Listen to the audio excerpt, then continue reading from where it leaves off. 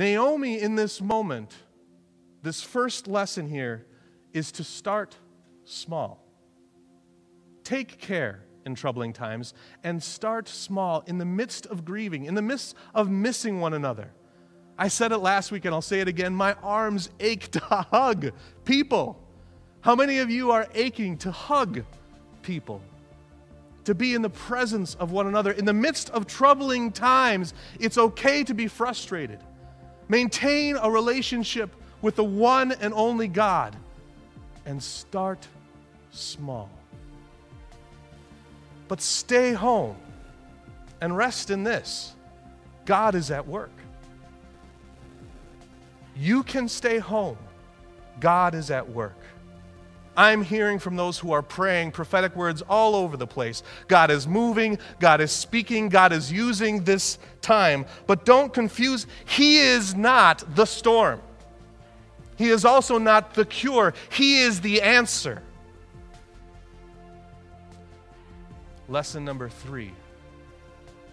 God has not forgotten you. Start small. Stay home. God has not forgotten you. In the midst of these troubling times, there is a future that God has in store.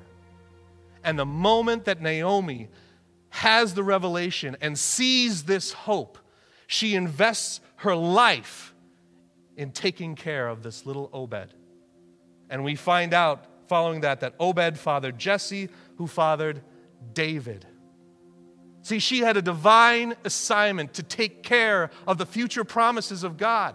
She had a key role in this moment. And she lived out a divine assignment throughout this story of troubling times. But here at the end, with Obed in her lap, she took care of him. Throughout this, she held on to a hope. There is a purpose. And as soon as she set her eyes on Obed, she was able to invest in the future today. Fix your eyes on hope. Take care in troubling times. God has provided us right now with the season of spring in America. It's a wonderful time. It's a wonderful time when we can see changes outside happening almost every day. The birds are singing. We can crack a window. As we live in God's provision and remember that God has not forgotten us, remember the seasons.